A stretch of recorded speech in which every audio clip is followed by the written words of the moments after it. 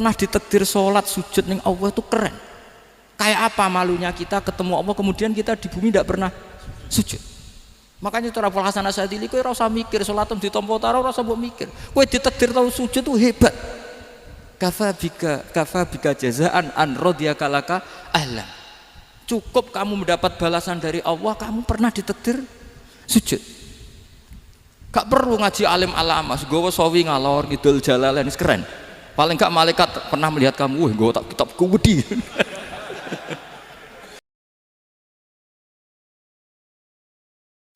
Bismillahirrahmanirrahim. Allahumma shalli wa sallim ala sayyidina maulana Muhammadin wa ala alihi wa sahbihi asma'in nama ba'du.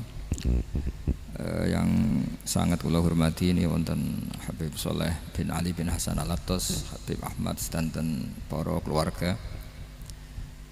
Monggo sareng-sareng maos Fatihah khususipun kangge Habib Ali Syarifah Syifa sedanten keluarga. Al-Fatihah. A'udzubillahi minasyaitonir rajim. Bismillahirrahmanirrahim. Alhamdulillahirabbil alamin. Ar-Rahmanir-Rahim. Maliki yaumiddin.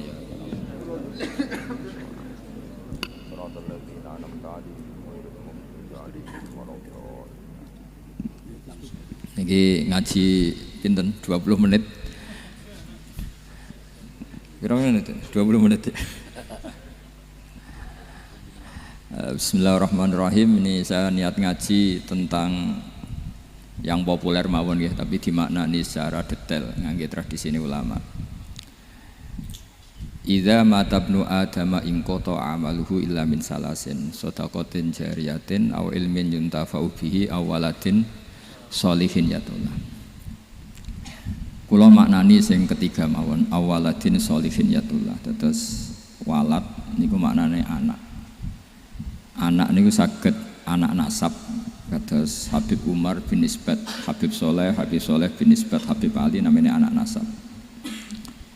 Lalu yang paling penting dari status anak niku soleh. Soleh niku status perilaku. Ya, dados soleh niku status ingkang soleh. Soleh niku maknane ingkang layak. Yad'ulah nembe wonten sifat kedua ingkang ndongakno. Dados pertama nu sementing soleh. Dikata sakniki niku tiyang mendoakan orang tuanya, tapi mboten enten status soleh, rapati mandi. Jadi ini yang perlu diperhatikan. Jadi status soleh itu kita dapatkan dulu, baru yad'ulah. Sekarang do menculot, anaknya do rapati soleh terus dunga sakjane rapati mandi. Nah ini Habib Ali bejo, anaknya dijinakno soleh ya soleh tenan. Jadi ini pun niku nama merger nih, jadi soleh kamil. Tapi ngeten nggih, kula pesen karena Habib Soleh mulai kecil sama saya, sama-sama ngaji di Mbah Mun. Orientasi terbaik saking sunnah nabawiyah gini ku keberlangsungan. Terus kula sering belajar tentang kitab-kitab samawi, kitab-kitab sing diriwayataken beberapa ulama ahli kitab sing pun disahkan kalian ashabu Rasulillah sallallahu alaihi wasallam. Niku riyen Nabi Ibrahim niku pertama dadi Khalilur Rahman, kekasih Allah Khalilur Rahman. Niku mergi piyambake nu tersiksa protes. Terus kadang tiang saya ini kudu protes, tapi protes bukan kita demo. Protes itu tidak harus demo, protes. Ya Allah, dunia ini tidak fair. Engkau yang Tuhan, Engkau zat yang begitu penting, Engkau zat yang menciptakan langit dan bumi, Engkau zat yang memberi rizki, yang bikin air, bikin oksigen, semua kebutuhan manusia. Kemudian mereka tidak kenal Engkau. Ini tidak fair. Jadi beliau itu tiap malam itu ngumpat. Ini enggak fair dunia ini. Engkau yang begitu penting pencipta langit bumi, Engkau begitu penting yang menciptakan air, menciptakan kebutuhan manusia. Kemudian mereka tidak kenal Engkau. Ini tidak fair. Ini tidak benar. Jadi sering marah gitu. Karena sampean nggak bisa bayangkan kan, apapun hebatnya presiden atau menteri atau rektor atau kiai terus nang desa nggak dikenali statusnya diundang lek apa yang dilek itu gak keren blas. Karena ya sama kan, misalnya Habib Soleh Al-Attas muridnya Said Umar punya Mbah Mun terus nang desa diundang peneng dilek itu kan gak keren blas. Awal dari keren tetap dikenal. Nah kemudian orang itu tidak kenal Allah. Makanya terus beliau sujud berkali-kali, ya Allah, sama siapa munajatnya beliau. Innahu la yahzununi alla ara ahadan fil ardi ya'budu ka ghairi. Jadi cara Kiai Sarang namane innahu sak temene kelakuan la yahzunu yektene nyusano ni ing ingsun, nyusano banget karena pakai lam taukid. Innahu sak temene kelakuan la yahzunu yektene nyusano banget ni ing ingsun. Apa sing nyusano an? Apa sedene kelakuan la ora ningali ingsun fil ardi ing dalam bumi.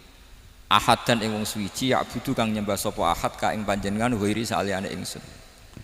Ya Allah, sungguh saya sangat susah karena engkau zat yang begitu penting, kemudian yang tahu kalau engkau Tuhan itu hanya saya. Sampai ngenes gak misalnya ada orang melihat saya itu marhafid kemudian tidak tahu kalau beliau orang alim, sampai sebagai muridnya ngenes gak? Ngenes kan? Ada orang memperlakukan Mbah Mun tidak tahu kalau beliau seorang alim alama, kita sebagai santrinya ngenes gak? Ngenes. Lah ini Allah yang Tuhan, kemudian orang tidak ada yang memperlakukan dia sebagai Tuhan, bahkan nyebut saja tidak mau. Itu ketersiksaannya Nabi Ibrahim.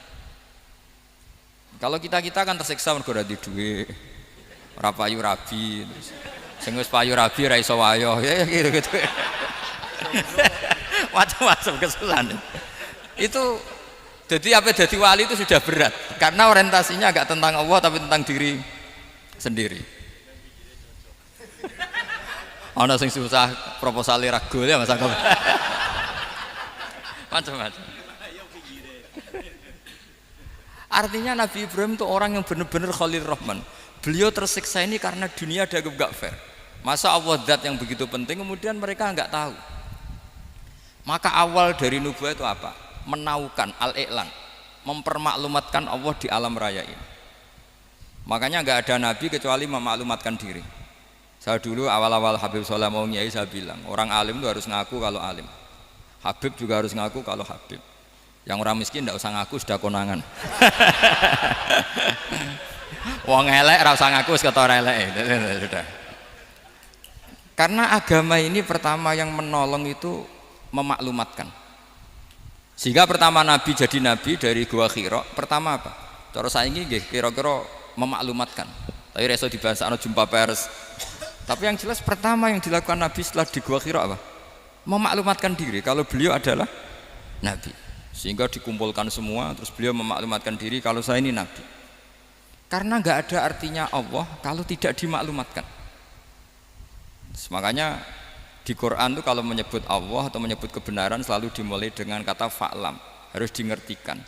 Kita ngerti kemudian mengertikan ke orang lain. Makanya saya sering dulu bilang ke Habib Soleh, nggak boleh orang soleh menyembunyikan diri. Karena nanti kalau orang-orang soleh menyembunyikan diri, sing zuhara ala wajhil ardi adalah sesuatu yang enggak benar. Coba misalnya gini, orang bisa terhibur lewat dangdutan, terhibur lewat maksiat. Sementara orang enggak bisa terhibur lewat thala al-badru alaina, asyraqal kaunu dihaja dan sebagainya. Maka orang-orang soleh adalah orang yang bisa memaklumatkan Allah, memaklumatkan Rasulullah, memaklumatkan Quran dan supaya itu diterima.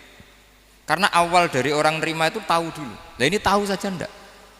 Makanya Nabi Ibrahim susah, ya Allah engkau zat yang begitu penting kemudian tidak diketahui. Ini apa-apaan, enggak fair. Akhirnya Nabi Ibrahim diangkat sebagai Khalil Rahman untuk menaukan atau untuk memaklumatkan Allah Subhanahu wa ta'ala.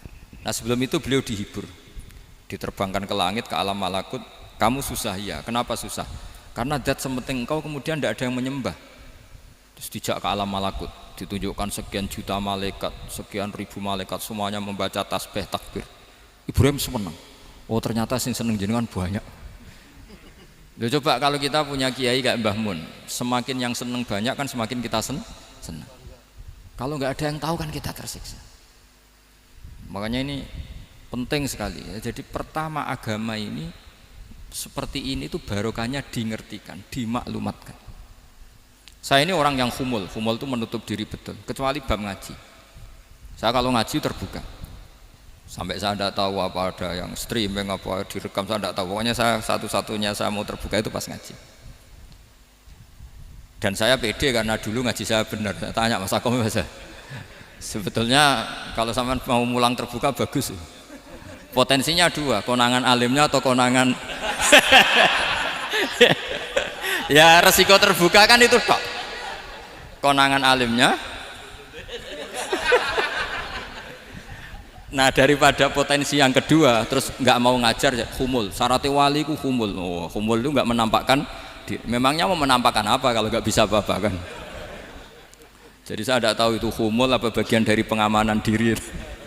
Apa mas?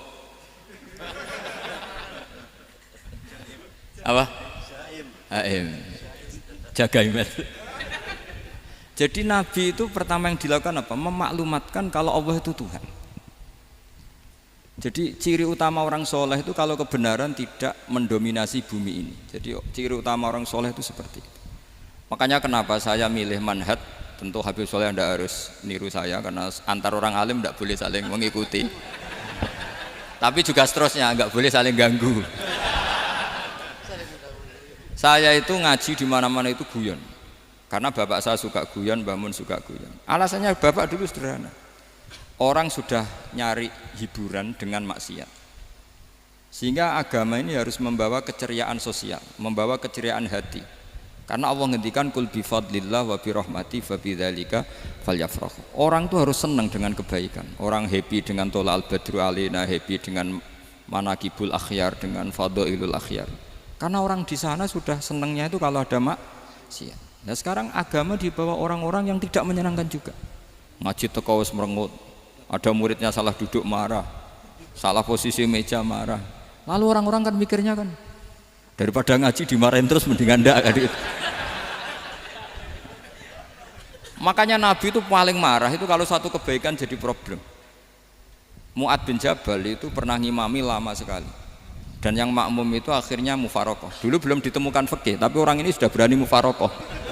Jadi ini termasuk mujtahid sebelum tahu Fathul Mu'in, tahu Wahab, dia sudah berani mufarokoh. Jadi sudah luar biasa. Karena bangsa ibadah yang agak-agak ngawur itu tanpa diajarin sudah do pinter sendiri. Dia mufarokoh. Ketika dia mufarokoh, komentarnya Mu'ad, dia munafik. Sholat belum selesai kok mufarokoh. Singkat cerita Mu'ad melaporkan itu ke Rasulullah.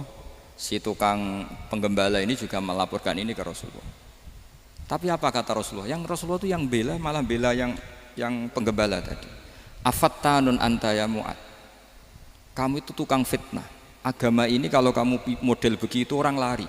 Basyiru wala tunafiru, yassiru wala tu'asiru. Padahal ini baca Quran panjang, harusnya kan ibadah. Tapi karena ini menjadi problem sosial, orang menjadi tidak nyaman jamaah, itu sudah disalahkan Nabi. Karena tadi, kalau agama ini jadi problem, maka masalah besar. Makanya sifat dasar Rasulullah apa khafiful maunah, biayanya murah. Makanya saya ngaji di mana-mana ya suka seperti ini. Mejanya enggak jelas, pengunjungnya juga enggak jelas. Semakin kacau semakin baik kira-kira. Ini pengunjungnya juga seperti ini kan. Nanti sampean yang pidato, jadi tak beri hak gak jelek saya ini namanya aqomaddin. Kalau faman tarokaha fakot.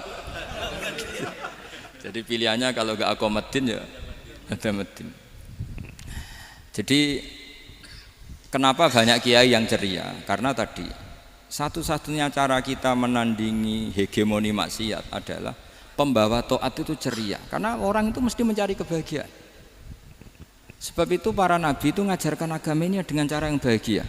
Misalnya mangqala la ilaha illallah dakhalal jannah. Nabi tidak ngendikan gini, mangqala la ilaha illallah terus salatnya benar, puasanya benar, belajarnya benar, jadi kiainya benar. Wah itu kalau itu panjang sekali, banyak yang enggak masuk surga. Sementara kubu yang lain kampanye sudah tenang bersama bapaknya di surga. Lah kita kampanyenya kon salat ra mesti ditampa. Puasa ya mesti ditampa. Wis repot, syaratnya ditampa ikhlas wangel. Kowe ora bakal iso. Berarti maknane kan ora bakal mlebu swarga. Akhire wong kan mikir, wis salat tetep ra swarga, puasa tetep ra swarga, mendingan ra salat.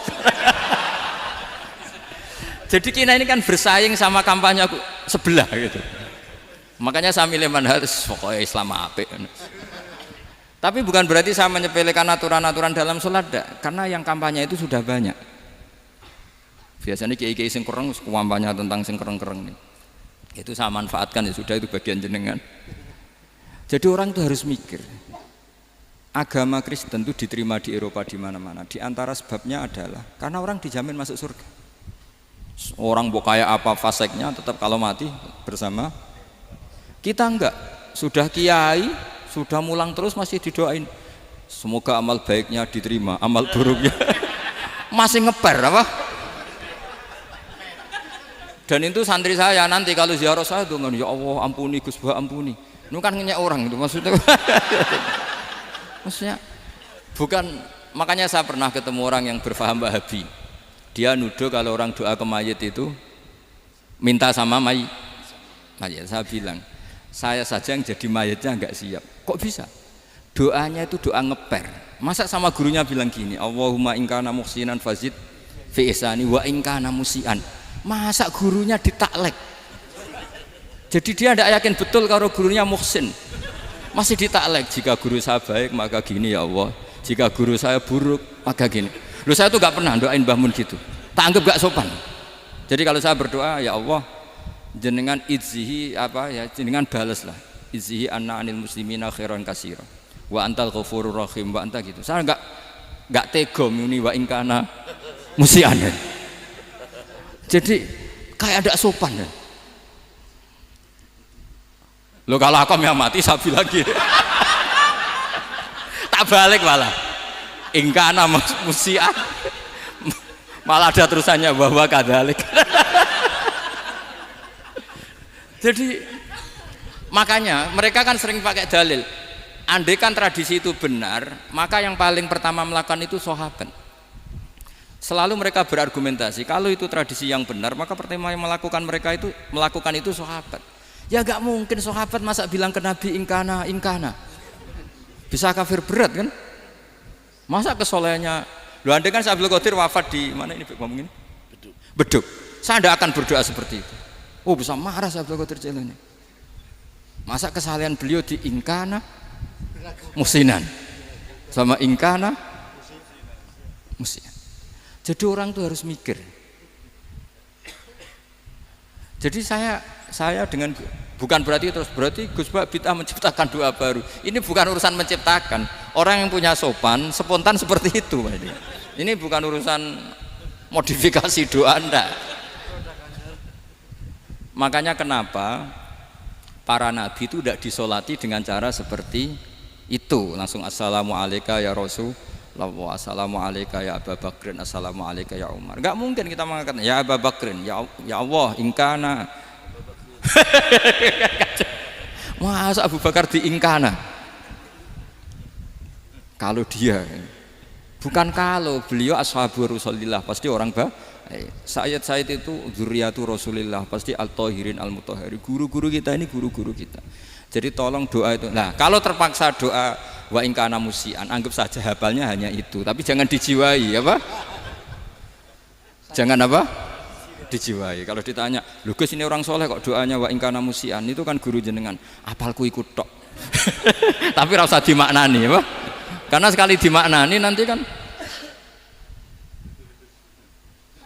Jadi ini urusan etika, urusan rasa. Saya teruskan ya, karena jadi saya mohon sekali, apa-apa itu ada aturannya. Ada aturannya. Ya tentu kita ikut masal saja. Semua selain Nabi, selain para wali kita enggak apa-apa. Doa Allahumma in kana musinan wa in kana musian. Tapi di hati kita sebetulnya ketika mengatakan in kana musian itu coro Jawa hanya rapalan. Rapalan itu ya sudah ngomong saja, tapi enggak usah apa? Enggak usah dijiwai ya. Yang dijiwai kita adalah sifat ghafurnya Allah. Bukan status mayitnya, tapi sifat ghafurnya Allah. Karena kata musik itu kan enggak nyaman. Makanya Nabi itu hebatnya Nabi, ya tentu karena bentukan Allah Subhanahu wa taala. Adabani Rabbi fa ahsana ta'dibi. Itu kalau nyifati tentang keburukan orang mukmin itu diikutkan sifat ghafurnya Allah. Jadi misalnya gini, kalimatnya liyukaffirallahu anhum aswa'al ladzi amilu. Atau sebagian ayat misalnya wa yukaffiru anhum sayyi'atihim. Jadi sebetulnya kalau terpaksa mengatakan orang itu buruk, itu sebenarnya dari Allah dulu kita mengatakan Allah itu zat saking baiknya itu mengampuni salahnya seseorang. Jadi nyifati Allah dulu, Allah saking baiknya itu mengampuni salahnya orang-orang baik. Karena orang-orang baik juga manusia, Ustadz juga. Tapi lebih ke nyifati ke Allahnya. Kalau kita kan enggak, lebih tertarik nyifati mayitnya. Sehingga kita di hati itu mayit kira tak jalukno sepuro tuntas kayak gitu. jadi Kalau di Quran tidak seperti itu. Jadi kita lebih mensifati Allah itu Ghafur, Afuwun Karim. Makanya seperti doa-doa kita kalau Ramadan begini, Allahumma innaka afuwun karim tuhibbul afwa, baru bakas fa'fu anna. Jadi ada aturannya. Meskipun ilmu ini agak jelimet, tapi bagi ahlinya ini ma'ruf.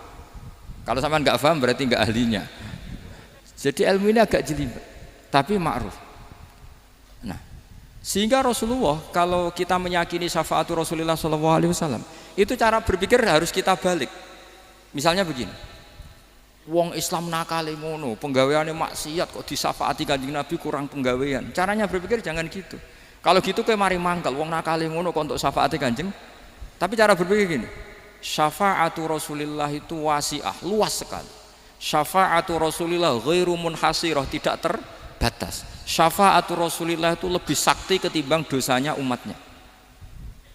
Semua ulama dulu kalau nyifati Allah juga gitu. Allahumma misalnya maghfiratuka awsa'u min dzunubina. Ya, yang misalnya yang pakai mutakalim ya Allahumma maghfiratuka awsa'u min dzunubi wa rahmatuka arja inti min amali. Jadi jangan kitanya dulu. Kalau kitanya dulu kan nyifati kita dosa banyak. Itu sama ndak usah ngaku sudah tahu semua. Tapi nyifati pertamanya apa? Allahumma maghfiratuka awsa'u min dzunubi wa rahmatuka arja inti min amali. Sehingga dari nyifati maghfiratullah yang wasi'ah, yang tidak terbatas, kemudian kita sah mengatakan bahwa ahlul maksiat pun mungkin atau berhak dapat ampunan. Sama, syafaatu Rasulillah itu ghairu munhasirah, syafaatu Rasulillah itu wasi'ah.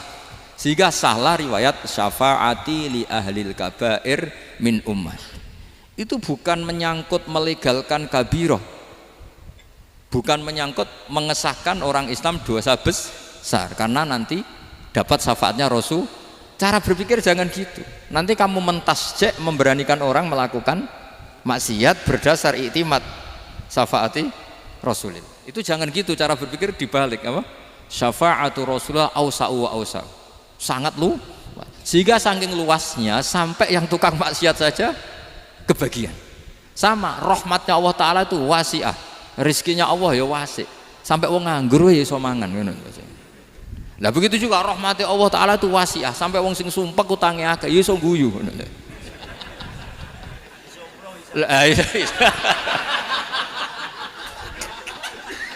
Tapi kalau dibalik, misalnya saya diprotes kiai, saya pernah juga diprotes, Gus umat kok mbok latih guyu, padahal mereka maksiate akeh, utange akeh, gini-gini.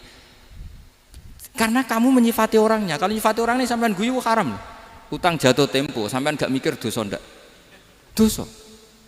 Jadi kiai muridnya goblok kok kiai ini kurang tahajud itu ya dosa. Jadi kiai kok muridnya goblok tenang wae. Sementing untuk sowanan itu amatir ya gini. Mestinya cara berpikir dibalik. Rahmatullah wasi'ah, rizquhu ya wasi', fadluhu wasi'. Sampai wong sumpek wae iso guyu. Sehingga kita ini sudah objek. Loh, kita ini tidak subjek, di alam raya ini kita tidak subjek tapi apa? Objek. Makanya saya berkali-kali mengatakan, mbok kayak apa sumpeknya kita, tetap wong iso guyu. Karena apa? Allah mensifati dirinya wa annahu wa adhaka wa abka. Allah itu adhaka, zat yang memberi orang iso guyu. Wa abka lan zat sing maringi wong iso nangis. Karena sifatnya Allah Ta'ala pasti nafidah, sifatnya Allah Ta'ala pasti terjadi. Dan kita objek. Makanya wong sumpek utange akeh, bojo ora percaya, tangga ora percaya, nak guyu banter-banter. Karena Allah ku adhaka, zat sing maringi guyu. Wa abka, sudah presiden, sudah gubernur, sudah menteri, nak Allah kepengin nangis no yo nangis. Coba ngeluhnya apa kalau misalnya jenengan seorang mantan presiden atau mantan gubernur, kadang anaknya calonan RT mbok menang bondak. Ngeluhnya apa orang alim, misalnya alim alama, anaknya mau jadi jurumiyah ra iso, susah. Kaya raya anaknya jadi pasien, susah. Allah punya cara untuk abegah, untuk bikin orang nangis. Nah karena kita ini objek, pasti sesumpek apapun orang yang bisa tertawa ya bisa nangis. Makanya banyak ulama yang nggak terlalu serius mikir agama ini, bukan karena dablek, enggak, karena Allah mensifati dirinya Al-Hadi, yang memberi petunjuk. Kita gak ditunggoni Kanjeng Nabi, gak ditunggoni Wali Songo, gak ditunggoni para alawin yang dulu. enggak ditungani Habib-habib yang kayak Said Abdul Al-Haddad. Tapi karena Allah itu Al-Hadi, yang memberi petunjuk, dan sifatnya Allah Ta'ala la budda wa ayat takuna nafidah. Sifatnya Allah pasti nafidah. Amerika kayak apa liberalnya, sekarang trennya juga banyak yang masuk Islam. Kampung-kampung pedalaman nggak ada kiainya, cukup mudin. Kadang yang membawa agama itu orang yang ke situ mau nyari kayu. Orang di pedalaman Kalimantan, Sulawesi itu pertama itu nyari kayu, tapi bawaan hidayat, lama-lama bikin masjid. Saya pernah di Korea, ke sana orang nyari uang, niatnya juga nyari uang, tapi akhirnya tersiksa kalau nggak bikin masjid. Karena apa? Karena Allah itu Al-Hadi, zat yang memberi petunjuk. Maka kamu tidak usah khawatir. Agama ini pasti jalan ila yaumil qiyamah. Karena Allah Al-Hadi. Sama. Mbok kamu umat mbok weden-wedeni kowe iku amalan ora mesti ditampa. Nek ora ditampa mlebu neraka. Ngono mulai ngaji ya tenang ae. Tenang, santai. Bahkan kadang bilang gini, Pak Yai tadi gak bener. Masa ngecap orang mlebu neraka? Kita yang masyarakatnya gak tahu pintunya. Pak kayaknya tahu pintunya. Karena orang itu punya cara. Loh ya betul. Orang Bedui itu kalau ngaji sama Nabi itu lebih unik timbang yang soleh, timbang yang pinter. Sehingga banyak ilmu itu ditemukan dari orang Bedui. Karena cara berpikir itu aneh. Kalau orang soleh, orang waras kan berpikirnya ada aneh, standar. Jadi orang Bedui itu aneh. Pernah suatu saat Rasulullah itu khutbah cerita kiamat. Wah dahsyatnya kiamat kayak apa? Semua orang diam nangis semua. Orang Bedui enggak, lebih cerdas. Ini Nabi itu aneh, cerita kiamat kok udah ada tanggalnya ini gimana? Orang nangis semua karena dahsyatnya kiamat kayak gitu. Bumi dihancurkan, wus. Kan terus sudah nangis dewi-dewi. Ya ono sing nangis pabrik banyune macam-macam ya. Ini kalau kiamat gimana ini perjalanan air kemasan saya kan orang mikir. Mikir dewi-dewi gitu. Tapi ini enggak. Orang Bedui cara berpikir tuh enggak. Malah ya Rasulullah, mata sa'ah. Engkau itu cerita kiamat tapi enggak jelas tanggalnya. Kalau cerita kiamat ya harus jelas dong kapannya. jadi unik. Jadi cara berpikir sahabat kaget semua loh. Kaget. Karena enggak kepikiran. Nabi a'radu anhu, a'radu itu mengabaikan. Banyak sahabat yang menganalisis lam yasma kan. Nabi memang enggak dengar sehingga mengabaikan. Ada yang analisis lagi sami'a wa kariha. Sebenarnya Nabi dengar itu enggak berkenan karena tengah-tengahnya khutbah kok tanya. Tapi si Arabi ini cerdas. Masuk akal kan? Misalnya mau pilihan presiden, orang mesti tanya kapan kan gitu. Ya kan? Mau ganti presiden atau ganti bupati, takarannya orang kan kapan? Kayak Mas Akom jadi wali ndak? Pertanyaannya kan kapan? Kalau jatuhnya kan sudah ya. Sehingga tanya, mata sa'ah ya Rasulullah. Lama-lama Nabi diangen-angen, bener juga orang ini. Saya cerita kiamat kok nggak jelas kapannya. Ini Nabi menjawab. Tapi karena Nabi orang-orang yang sangat pinter, tanya balik. Ma'atat talaha. Lalu kalau kamu berani tanya kiamat kapan, saya tanya balik. Ya persiapan kamu apa? Jawabnya santai saja. Fa wallah ma'atatulaha kabira sholatin wala siyamin walakinni uhibbuka ya Rasulullah. Saya enggak menyediakan apa-apa, sholat saya biasa aja, maksudnya standar. Ya kira-kira 5 waktu pas. Ya jenis saya lah kira-kira gitu. Wala kabira siyamin, dan saya puasa ya standar saja pas. Walakinni uhibbuka ya Rasulullah. Tetapi saya mencintai engkau ya Rasulullah. Jawabannya Nabi apa? Almar'u ma'aman ahabba. Sebagian riwayat anta ma'aman ahbabta. Jadi hadis itu populer tuh barokahnya wong desa tadi. Andai kan dia punya etika, maka sowan dulu tanya 4 mata. Itu jadi hadis ahadi. Tapi barokahnya dia selonong di depan umum. Zaman Nabi khutbah itu jadi hadis mutawatir. Jadi kadang barang baik itu barokahnya orang yang enggak baik. Maksudnya su'ul adab. Tanya gitu kan su'ul, tapi itu barokah. Akhirnya hadis itu mutawatir karena didengar ribuan sahabat yang mendengarkan khutbahnya Rasulullah. Tapi kalau hadis itu satu-satu kan khossoni bidzalika Rasulullah, khossoni bidzalika Rasul, itu nanti jadi hadis ahadi yang kualitasnya jauh di bawah hadis mutawatir. Jadi barokahnya orang su'ul adab itu ya ada. Karena Allah yang mendesain ini. Akhirnya kata sahabat, kata Anas bin Malik, mereka itu mangkelnya bukan main sama Arabi tadi karena tanya nggak sopan sama Rasulullah.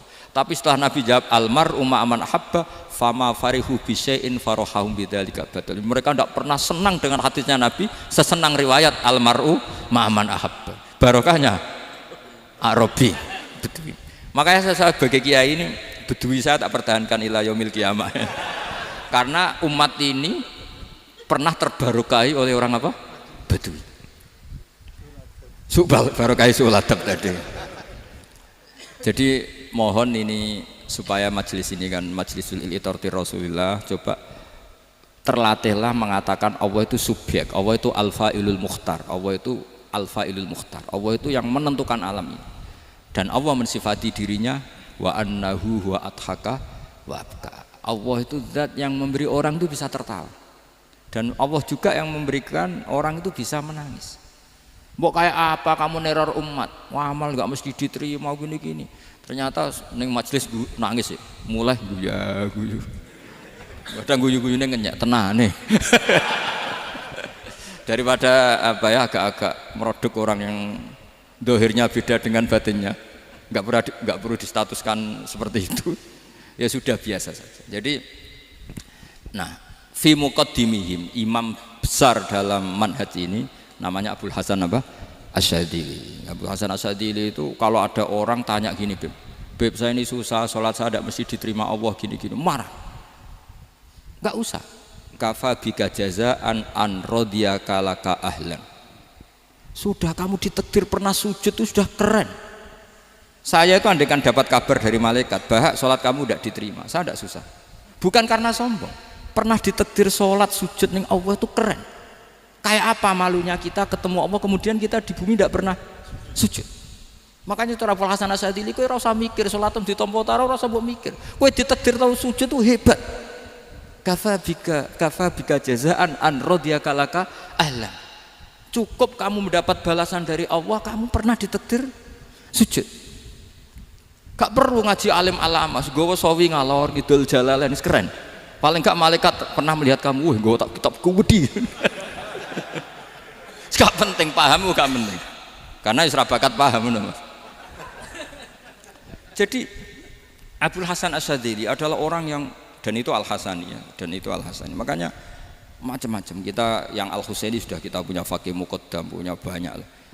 Di Al-Hasani yang paling populer diantaranya adalah Abul Hasan Asyadzili. Beliau tuh kalau ngendikan sesuatu itu positif terus. Termasuk itu ketika ada orang resah sholat saya diterima ndak, kata beliau wes sing sempurna ditakdir tahu sujud.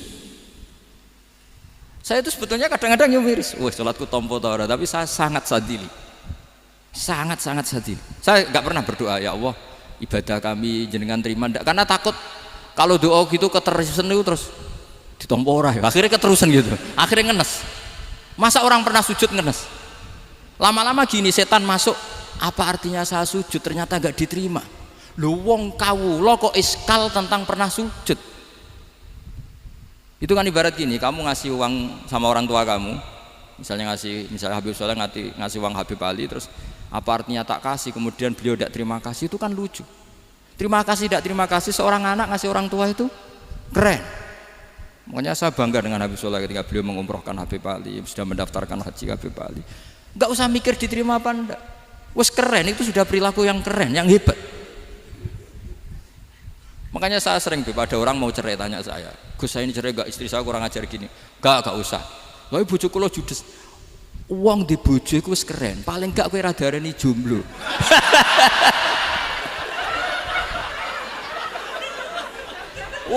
Diarani duda ora enak. Wes luwe sabar di diarani duda mek diarani bojo judes. Enak bojo judes cek gagah. Di bojo lah. Oh, provokator itu. Jadi kafabi jazaan an radiyaka laka ahlan, sudah ditakdir pernah sujud itu sudah keren. Dulu ulama ala hadan nampak. Ulama dulu cara berpikir seperti itu. Makanya ulama dulu kalau nafsiri wasjud waqtarib sudah pernah sujud. Di Quran enggak pernah ada ayat wasjud lan sujudo sira ingkana kada wa kada ing kunta mutayakinan biqabuli sujudi. Kan ada sujud ya sujud saja, enggak usah mikir makbul apa enggak makbul. Sudah kalau sujud pasti waqtarib. Terus saya sebenarnya ya sebagai orang ya kadang wedi, salatku ditampa ta ora. Tapi kalau keterusan nanti ada was-was yang mengatakan opo artine sholat. Lu tuh kan ngeri seorang hamba sing uripe ning bumine Allah kemudian menyoal pernah sholat hanya karena takut gak diterima. Itu kan geblek banget. Nah, saya jenis kiai yang di partai itu. Saya enggak tahu kalau keneng di kom. Sediumat masa kamu gak ono keren blas. Jadi nah nanti kalau misalnya ada manhajnya Habib Soleh yang tidak seperti itu tidak apa-apa, mungkin supaya orang nggak takabur, nggak fakhr, sehingga makanya mulai dulu lama itu ya partainya kalau nggak rojak ya khauf. Nah saya ini yang jelas terang-terangan ikut partai rojak saja, apa? Partai rojak, karena banyak yang sudah di partai khauf. Tapi saya rojak yang bil ilmi tadi. Makanya Sayyidina Umar radhiyallahu anhu itu yang namanya sama sujud. Saya itu punya kitab. Habib Soleh pernah tak tunjukin tulisan tangan saya. Muji-muji sujud. Sayyidina Umar ketika ditusuk seorang gila itu Majusi ya. Abu Lu'lu' terkenalnya itu Hulamul Mughirah terkenalnya itu. Ditusuk, dia sahabat, beliau sahabat wali. Jadi nusuk Umar itu kayak apa? Nusuk Mas Akom aja dosa besar, apalagi nusuk Umar. Itu ketika ditusuk, dia itu ya punya dendam, namanya manusia itu punya dendam. Maksudnya namanya orang kan mangkel sama yang nusuk. Kalau orang mangkel itu inginnya kan yang nusuk itu masuk neraka. Tapi apa kata Umar? Ngendikan gini, tanya pertama, yang nusuk saya siapa? Orang Majusi. Orang Majusi, Hulamul Mughirah.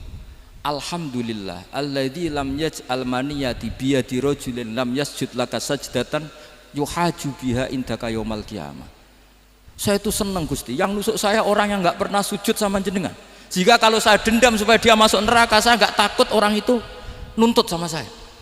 Tapi kalau dia pernah sujud, pernah sholat, kemudian dia masuk neraka karena nusuk saya, kemudian dia berargumentasi, saya pernah sujud ya Allah, kenapa engkau masukkan neraka? Saya tidak berani jawab ya Allah. Saking hormatnya sama yang namanya sujud. Jadi kamane dendamnya kesampaian cara Jawa ya. Dendam dengan tanda kutip ya, tidak makna semestinya. Jadi mangkel mbek sing nusuk, nak mlebu neraka pantes, wong ora tau sujud wae Gusti gitu. Tapi kalau pernah sujud, kemudian dia masuk neraka karena saya, bisa yuhajuni biha yaumal qiyamah. Jadi kayak apa sujud? Saya apa? Nabi itu kalau muji sujud sampai ngitkan wa hatta takuna sajdatul wahidatu khairan minad dunya wa ma fiha. Nanti kalau kamu di akhirat ketemu Allah, kenangan terbaik kita apa?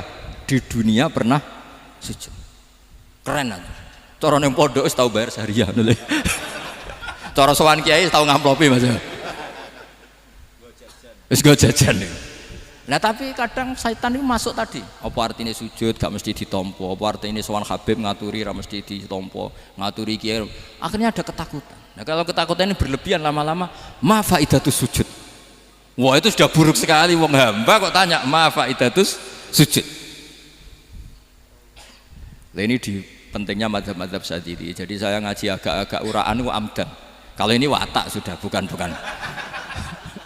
Jadi uraan itu ada dua, ada yang amdan bismil ilm, ilmunya banyak terus milih manhaj. Insya Allah saya partai itu. Ada yang uraan bakat Mas. Ada ya? Ada apa banyak? Nah sebetulnya khauf juga gitu Bim. Ada khauf itu karena ilm.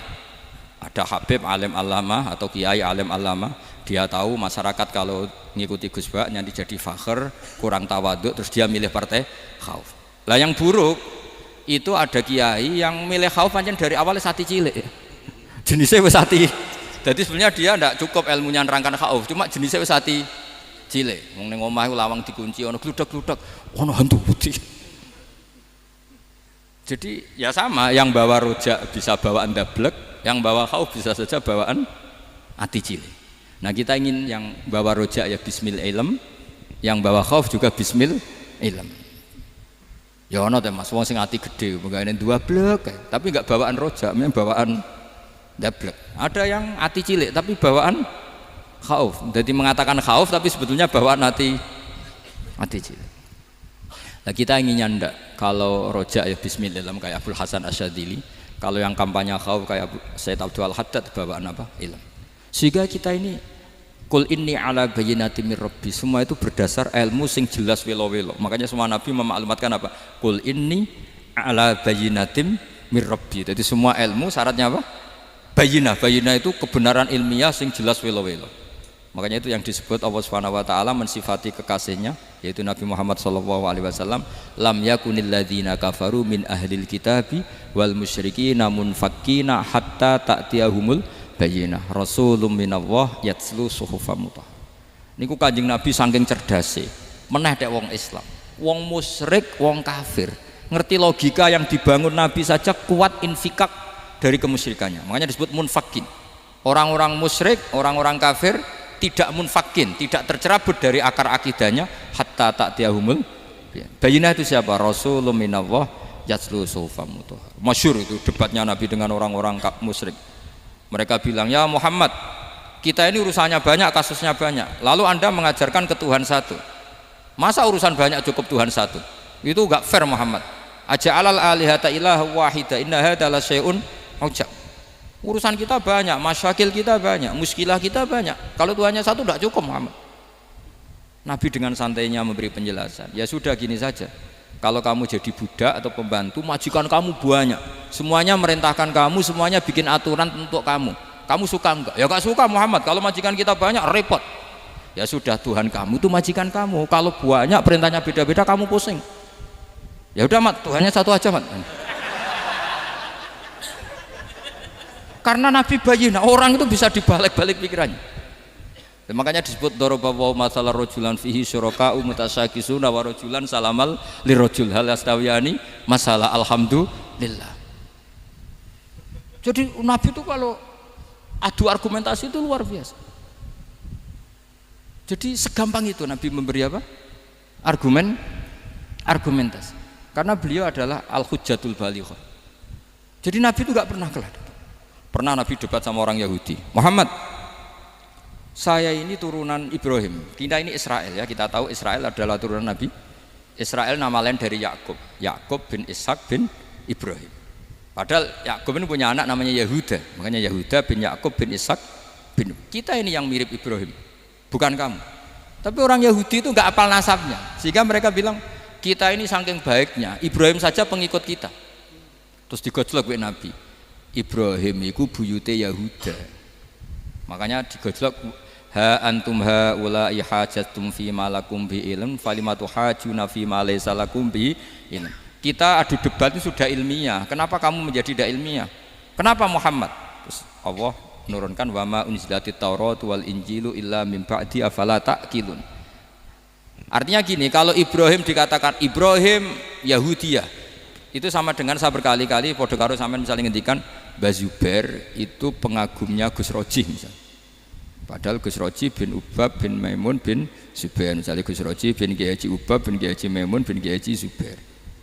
Nah Ibrahim itu kan Yahuda bin Yakub bin Ishak bin Ibrahim. Terus mereka bilang Ibrahim itu pengikut Yahudi.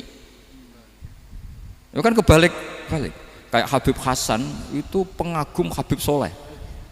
Kan Habib Hasan rohnya ini gimana ini sih mbahnya kok dianggap.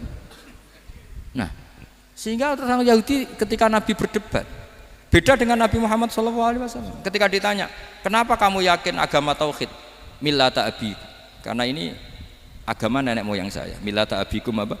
Ibrahim. Jadi jelas akhirnya orang Yahudi ngerti. Ya kan sama dengan mengatakan tadi Pak Karno itu pengagum Puan Maharani, kan aneh nggak kalimat itu. Mbah Hasyim Asy'ari itu pengagum Gus Dur, gak lucu itu debat. Jadi Nabi itu orang yang bayinah itu kalau menerangkan kebenaran itu bahkan orang kafir pun bisa infikak, bisa munfakin, tercerabut dari akar kekafiran. Nabi itu mudah sekali merubah logika. Makanya di Quran sering ada kata aro'aitum, karena memang tadi. Nah saya mohon apapun pilihan Anda rojak kayak Abdul Hasan Asy'adili tadi. Ketika orang resah sujudnya diterima apa enggak, sholatnya diterima apa enggak, beliau bisa berargumentasi betapa pentingnya sujud. Wes ajeng kowe iku kawula, tahu sujud iku keren. Saman bayangkan betapa malunya kita kalau kita ketemu Allah kemudian di dunia enggak pernah. Lho paribasane kula mlebu swarga lah iku isin. Mlebu swarga tapi ning donya ora tahu isin. Sama seperti kowe di guru sak urip-uripmu ora tahu salam templek isin. Kira-kira seperti meskipun salam templek ora penting Ya ora penting to, misale soleh salam templek 50.000 duwe wis akeh ngono kan. Nak masakom penting kudu rokok. Itu bukan nilainya kok, betapa malunya kita. Saya dulu mau sarang, andai kan tidak pernah khidmah sama, iya malu tenan sebagai apa? Santri. Makanya Sayyidina Umar ketika beliau dibunuh orang, itu pertanyaan pertama, dia pernah sujud enggak? Enggak pernah. Andai kan dia pernah sujud, maka saya tidak berani masukkan dia masuk neraka. Takutnya dia protes sama Allah, ya Allah saya pernah sujud, kenapa harus di neraka? Atau Umar ditanya Allah gini, Umar, kue ridho wong sing tahu nyembah aku kemudian dia di neraka? Kayak apa? Jadi makanya Umar ketika wafat ketika alhamdulillah alladzi lam yaj'al maniyati biyadi rajulin lam yasjud laka sajdah. Ya, jadi saya mohon sekali jadi majelis ini sebagai majelis mubarak, caranya tauhidnya dibenarin ya, tauhidnya dibenarin. Jadi Allah itu adhaka wa abka, Allah itu al-hadi, Allah itu ar-razzaq. Sehingga menteri ekonomi mbok salah rumusillah wong tetep mangan. Mergo Allah itu ar-razzaq. Mbok negara dikelola keliru lah wong tetep mangan, wong Allah itu ar-razzaq. Kiai rada akeh sing di masalah. Tapi ya tetep agama ini jalan. Lho andai kan syaratnya agama ini kiai ini bener, wah ya repot. Kowe iso bayangno masakom bener terus. Tapi agama ini berkali-kali coba di TV itu banyak nyun sewu, ada ustadz, ada kasus apa, ada kiai, kadang ada masalah hukum. Agama ini jatuh enggak masalah. Padahal di TV sudah dinasionalkan kan, ada kiai terlibat kasus hukum atau ustadz tertangkap karena melakukan apa itu. Tapi enggak ngefek karena agama ini bihifdillah wa biriayatillah. Sama. Negara mana-mana kadang manajemen ekonominya enggak jelas, tapi masyarakat ya makan karena Allah Razzaq. Sama, aku kancanan masakom mengeluh, tapi Allah adhaka, akhirnya iso guyu. Padahal orang untungnya blas kancanan dede. Tapi karena Allah itu adhaka. Nah kita dengan istri yang kita cintai, dengan keluarga kadang yang nangis. Karena Allah itu zat yang bisa memberi abka. Wa annahu wa adhaka wa abka. Terus wa annahu wa amata wa ahya. Kita tidak ingin mati. Wah ya mati saja karena kita objek. Nah, hidayah itu seperti itu. Allah al-hadi. Apa? Allah itu kayak apa Korea, negara ateis. Enggak kebayang di sana ada ngaji Aqidatul Awam Mabadi' Fikih. Sekarang banyak. Saya tuh kalau beli Aqidatul Awam kerdusan tak kirimkan ke Korea. Sebelum saya ke Korea, karena sebagian santri saya di Jogja. Di sana ada ngaji Aqidatul Awam, ngaji Takrib. Bahkan saya di sana dilagokno sakduna fid dunya. Kayak apa Allah kalau ingin bikin hidayah? Karena Allah itu al-hadi. Wong Indonesia digerakno seneng duit. Bareng wis seneng duit mau apa? Korea. Setelah di Korea tersiksa karena enggak ada tempat sujud. Akhirnya urunan. Segampang itu kalau Allah menghendaki. Itu enggak dibenem MUI, enggak dibenem. Karena Allah al-hadi. Jadi saya mohon sekali tauhid ini dibenerin dulu. Allah tetap al-fa'ilul mukhtar, apa? Al-fa'ilul mukhtar, sehingga Allah mensifati dirinya adhaka wa. Mbok kamu bendung kayak apa, orang ngaji saya tetap guyu. Sekarang iso mbuli saya, oh Gus Bab ngaji tidak guyu. Allah yang memberikan guyu kamu itu. Andai kan sesuai status kamu, kowe ora ngarep iso guyu. Utang akeh, jatuh tempo, bojo ora percaya. Gede-gede kayak paham. Ya jadi ini tak isyatkan jenengan, saya ini tadi bawa kitab Fathur Rahman di Thalibi Ayatul Quran, mau tak kasihkan hadiah ke Sayyid Umar Hafid sebagai penyempurna karena beliau sudah Al-Husaini. Semoga ini dapat barokahnya Al-Hasani. Ini dikarang oleh zurianya Abdus Salam bin Masis. Abdus Salam bin Masis adalah guru dari Abul Hasan apa? Asyadili. Jadi kita tahu Sohibul Hikam Ibnu Athaillah As-Sakandari muridnya Abul Abbas Al-Mursi. Beliau muridnya Abul Hasan Asyadili. Beliau muridnya Abdus Salam bin Masis. Yaitu Alami Zada ini min dzurriyyati Abdus Salam bin Masis. Jadi ini Al-Hasani. Jadi ini sudah klub karena mulai dulu ya tradisinya gitu. Banyak sabaib ngaji Barojak, Bafadol. Nanti yang Bafadol Barojak yang ngaji Habib lagi. Seperti sanadnya Soleh di Sarang. Ya Soleh ngaji Mbah Mun. Tapi Mbah Mun ngaji Sayyid Alawi Sadat ya.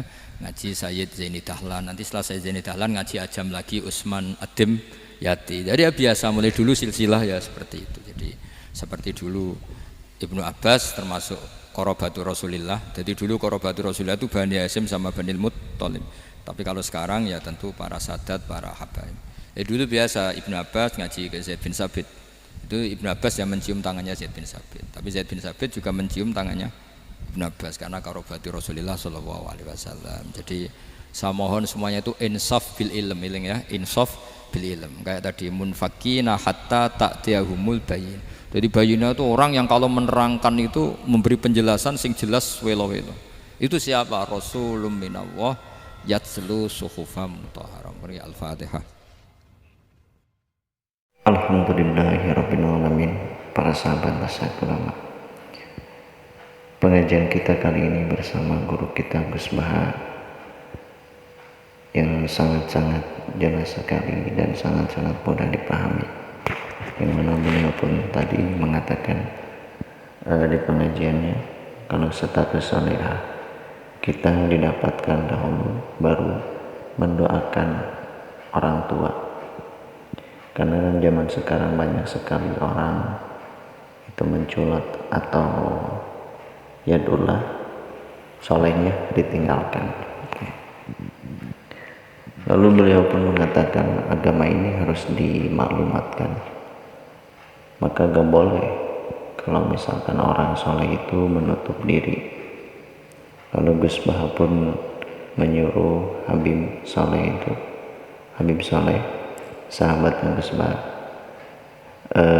menyuruh sebelum mengiainya Habib itu, orang alim itu harus ngaku alim, orang soleh harus ngaku soleh, karena agama ini memaklumatkan. Karena nanti kalau ulama atau orang soleh menutup diri, maka yang toharoh ala wajhul ardi ini yang nggak benar atau yang buruk-buruk. Lalu Gus Baha pun tadi suka ngaji yang jamaahnya seperti biasa aja gitu, yang biasa-biasa aja. Dan beliau pun tadi mengatakan kenapa banyak kiai itu, banyak sekali kiai yang ceria, karena satu-satunya menandingi hegemoni maksiat yaitu taat dengan cara ceria, karena orang itu mencari bahagia. Maka kenapa para nabi membawa agama ini dengan cara bahagia? Lalu Gus Baha pun memohon kepada